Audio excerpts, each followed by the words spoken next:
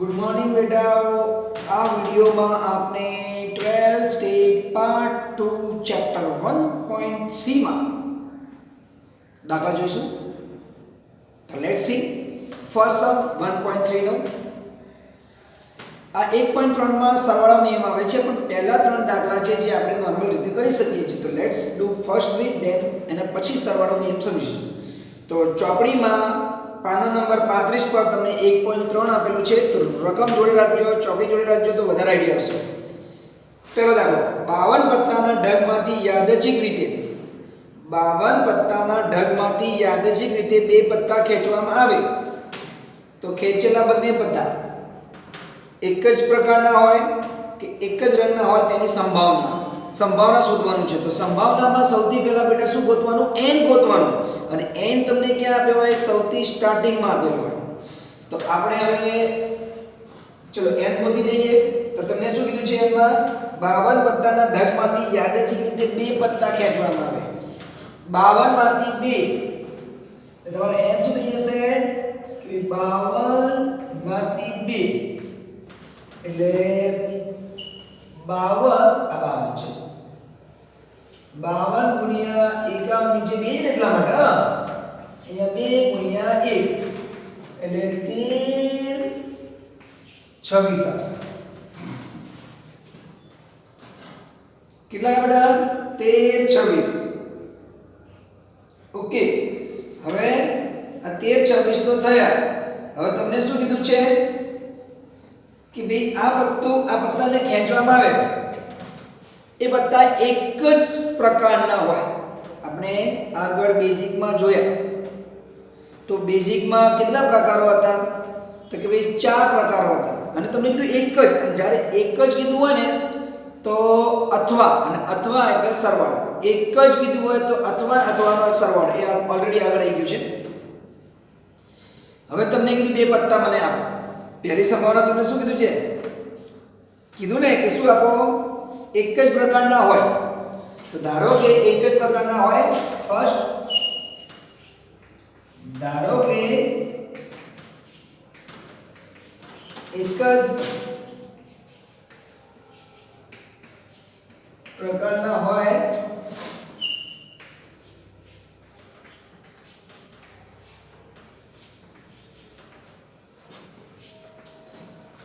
ચલો હવે મને એક જ પ્રકારના પત્તા આપો, બે પત્તા મને આપો। કયા આપશો? 26 પત્તા મેં 52 પત્તા મેં તમને આપ્યામાંથી એક જ પ્રકારના, એક જ પ્રકાર કે તો કાળીના આપો, ફલ્લીના આપો, ચોકટના આપો, ચડકટ ચોકટ વોટેવર એન્ડ લાલના પત્તા આપો। તો તમે શું કરશો? મને બે પત્તા આપો તો શું કહેશો? કે તો બે લાલના આપશો, કે તો પછી બે કાળીના આપશો, કે પછી બે ચોકટના આપશો, રાઈટ? અને જે બે રહે ના આપશો, રાઈટ? હાર્ટ, સ્પેડ, ક્લબ અને ડાયમંડ, એટલે કે આવા 4 હોય છે। હું તમારા જોડે બે પત્તા માંગુ છું કે 52 પાથી મને બે પત્તા આપો, પણ એ કોઈ એક જ પ્રકારના હોય, અથવા તો હું તમને આપું છું માંગો બે પત્તા, તો હું તમને કયા બે પત્તા આપીશ?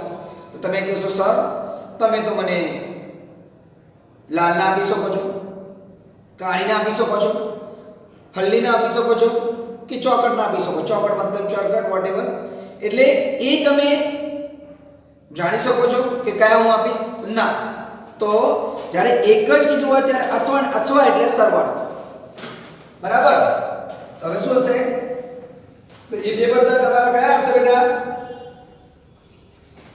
તો બે પત્તા લાલના હોય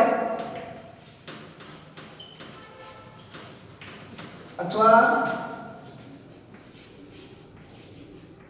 કાળીના હોય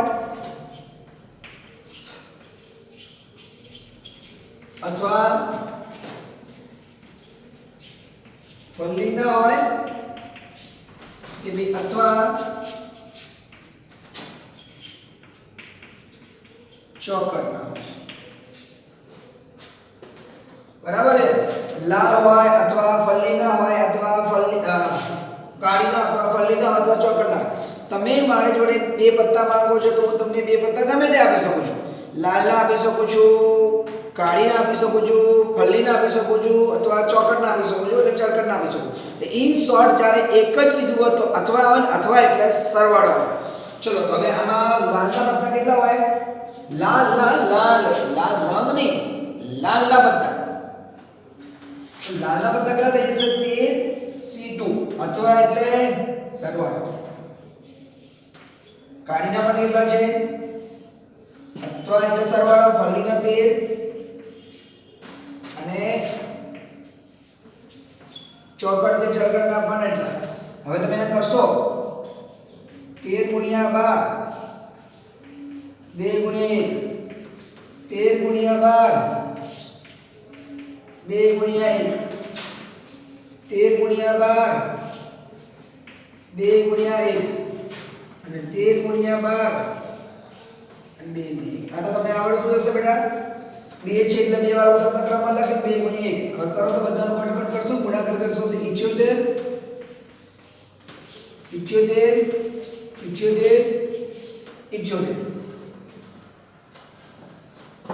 ચલો સરવાળો કરો તો કેટલા આવશે?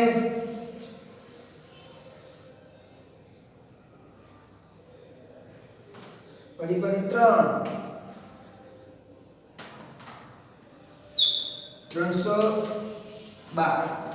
બરાબર છે. હવે આપણે સંભાવના ફોર્મ્યુલા મૂકીશું. What is the formula? તો અહીંયા મૂકી દઈએ છે P of A equal to M upon N. 312 અને n આપણી જોડે કેટલો છે? n લખી દો નીચે પણ. તો n બરાબર 1326. ચલો ઉડાડો. હવે તમને લાગે કે બધામાં 78 છે, 78 છે, 78 છે, વડે ભાગો. ટ્રાય કરો. 78 ગુણ્યા 4 અને 78 ગુણ્યા 17. 78 ઉડી ગયા.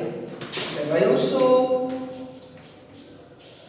4/17 બરાબર. એટલે 78 છે તો 78 થી ઉડી ગયું એટલે આવી ગયું આ તમારો જવાબ.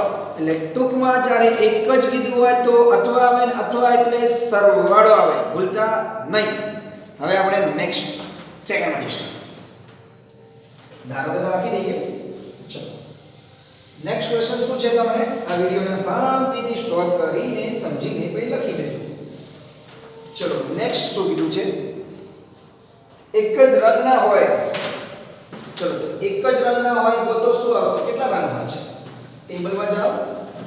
હવે એક જ આવ્યું, એક જ. તો શું કરશું? એક જ એટલે શું કરશું? સિમ્પલ એક જ એટલે શું કરીશું બેટા? આપણે અથવા એટલે સરવાળો. હવે રંગ કેટલા? બેઝિકમાં જાઓ, ખબર ના હોય તો પૂછો બેઝિકને કે રંગ કેટલા? તો રંગ બે પ્રકારના હોય છે. 2. ઓકે. ધારો કે એક જ રંગના હોય તેની સંભાવના B. હવે અહીંયા લખો. ધારો કે લાલ રંગના હોય અથવા કાળા રંગના હોય. બરાબર છે. તો લાલ રંગના કેટલા પત્તા? મારે બે પત્તા પસંદ કરવાના છે. I want to select 2. મારે બે પસંદ કરવાના છે. દેખાય છે બે. તો લાલ રંગના પત્તા કેટલા? 26C2 અથવા એક જ કીધું છે. એક જ એટલે અથવા એટલે સરવાળો. 26C2 અને અહીંયા આવશે અગેન. ચલો તો અહીંયા આવશે 26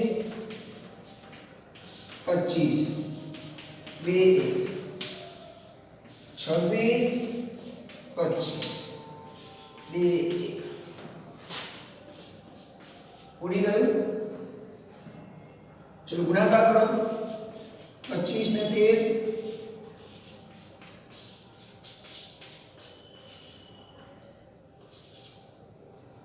તો કેટલા આવશે? 325 અહીંયા પર 325 બંનેનો સરવાળો કરો તો કેટલા આવશે? 650. ઓકે. તો આ મળ્યું આપણનો m ને n બરાબર કેટલો આપી છે? 13 26 મૂકી દો p of b અહીંયા 13 25 આવે, અહીંયા 13 25 આવશે ને, સેમ ટુ સેમ છે બરાબર. એ 25 3 25 3 25 3 25 3 25 6 50 m upon n 6 50 upon 13 26 ઉડાડો. શું આવે છે? ટ્રાય. કેટલા આવે છે જો? કોણાથી ઉડે છે પેલા તે જો મને કહો, કમેન્ટમાં જણાવો ફટાફટ. કેટલાથી ઉડે છે ફટાફટ બોલો બોલો જલ્દી. હું મારું કેલ્ક્યુલેટર વાપરું.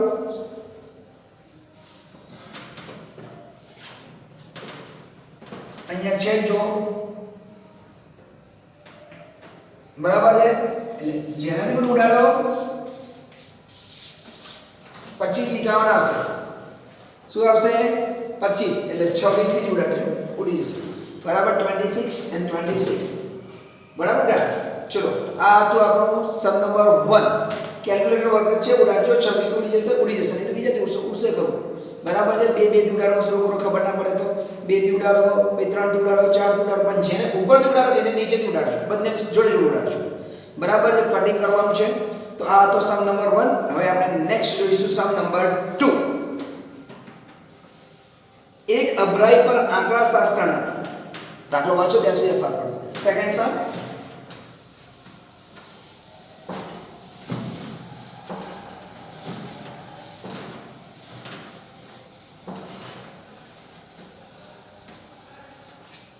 વાંચો નહીં વાંચો ચલો કઈ તો કરો.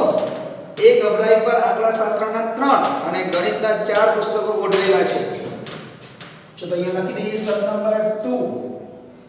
અહીંયા લખો એક અભરાઈ પર આંકડા શાસ્ત્રના 3 એટલે 3 આંકડા શાસ્ત્ર એટલે કે આપણે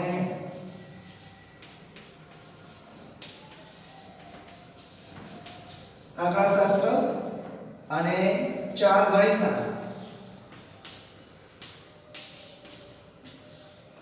ટોટલ 7. આવું ટેબલ આવે તો બનાવી દેવું પડશે તમારે.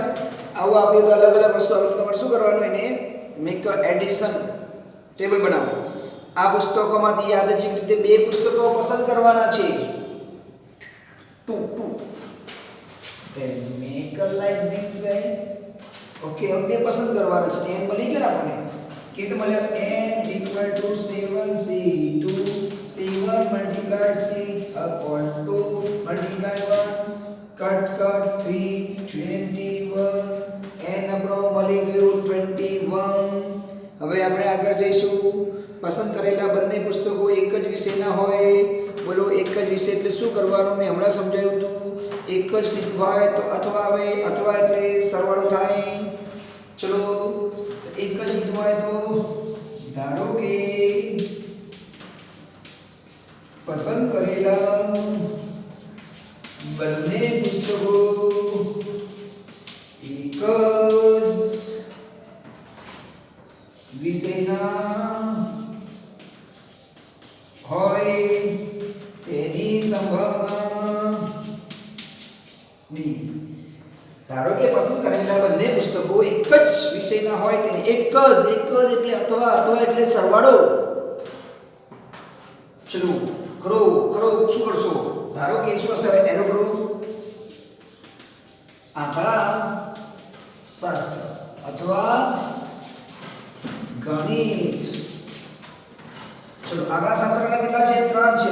3c2 અથવા 4 માંથી 2 4c2 શું આવશે બોલો? 3 × 2 2 × 1 વત્તા 4 × 3 2 × 1. આ તો ખબર ને 2 વાર છે એટલે 2 ઉડી ગયું. આ અહીંયા શું છે? 2 ઉડી ગયું. અહીંયા તમારે આવશે, ચલો અહીંયા તમારે આવશે 3. થોડું મિક્સઅપ લાગે છે, કોઈ જ વાંધો નહીં. આપણે શાંતિની બાજુમાં કરીએ. આપણી જોડે ફૂલ જગ્યા છે બરાબર. અહીંયા તમારે શું થશે? 3c2 એટલે આ થઈ ગયું 3 × 2 નીચે 2 × 1.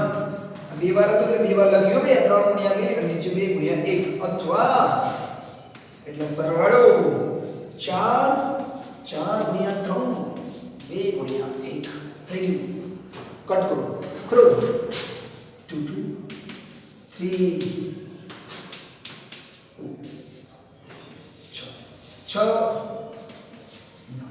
એટલે સૂત્ર લોકો P of B m upon n 9 upon 21 3 upon 3 તારી 3 સત્તા 3 થી ઉડી ગયું દાખલો પતી ગયો ઈઝી હતો નેક્સ્ટ સમ નંબર 3 બરાબર સમ નંબર 3 હવે વાંચો ફટાફટ શું આપેલું છે ચલો શું આપેલું છે સમ નંબર 3 માં શું આપેલું છે જો 52 પત્તા આપેલા છે એમાંથી તમને કીધું છે શું કીધું છે ચલો સમ નંબર 3 52 પત્તાના ઢગમાંથી યાદચ્છિક રીતે એક પત્તું ખેંચવામાં આવે છે ચલો 5 50C2 50C1 એક જ પત્તું ખેંચવાનું છે ને એટલે શું થઈ જશે 52 પત્તામાંથી એક પત્તું આપણને m તો મળી ગયું ચલો અહીંયા શું કરશો અહીંયા n equal to 50C2 sorry not 1 એક પત્તું ये तो से 52 upon 1 અને મેં તમને લાસ્ટ ટાઈમે કીધું ભાઈ કે એક પસંદ કરવાનું કીધું તો જે હોય એનું એ જ n થઈ જાય એક પસંદ કરો તો જે હોય એનું એ જ n થઈ જાય નેક્સ્ટ કાળી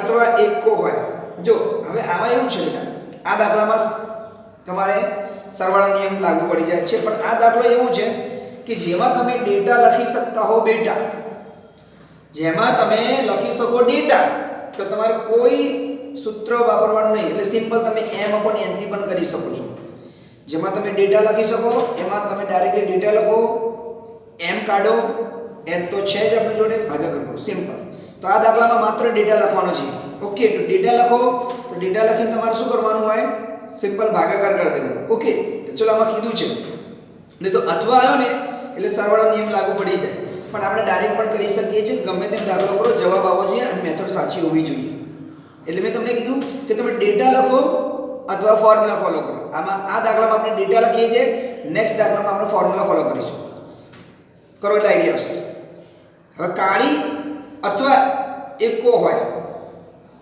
ચલો 52 પત્તામાં કાળીના પત્તા કેટલા હવે તમને કીધું કે કાળી અથવા ધારો કે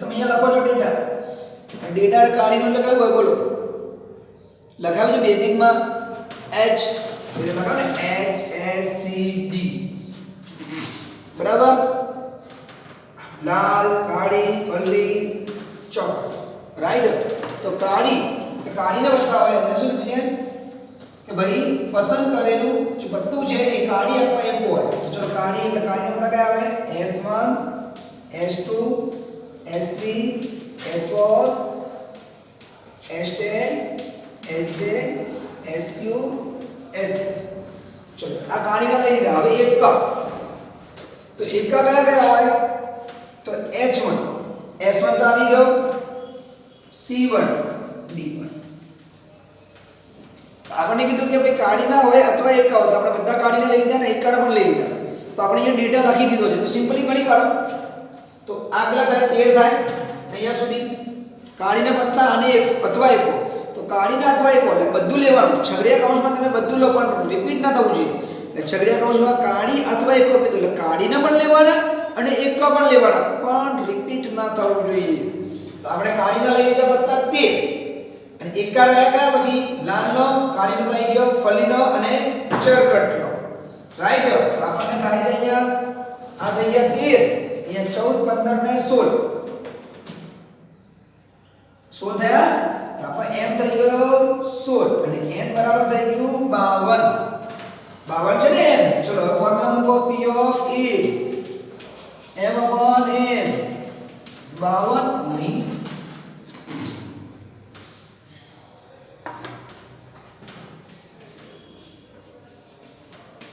ઉડાડો 4 થી 4 અને 13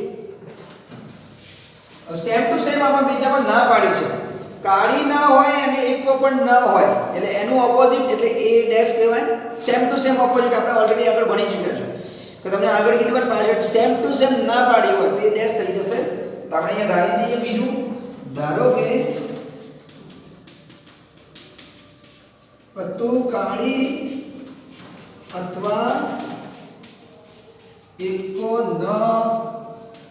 હોય તેની સંભાવના એ ડેશ થઈ ગયું કાળી અથવા એકો ના હોય એક્ઝેક્ટ ઓપોઝિટ એક્ઝેક્ટલી ઓપોઝિટ હોય તો ડેશ થઈ જાય તો સૂત્ર તો તમને આવડશે તમે હોશિયાર જ છો લાસ્ટ વિડિયોમાં આપણે જોયું છે એક્ઝેક્ટ ઓપોઝિટ કીધું આ રીતે કરાય ચલો કરી દીધું હવે શું છે અહીંયા 1 - 4/30 13 માંથી 4 જાય તો 9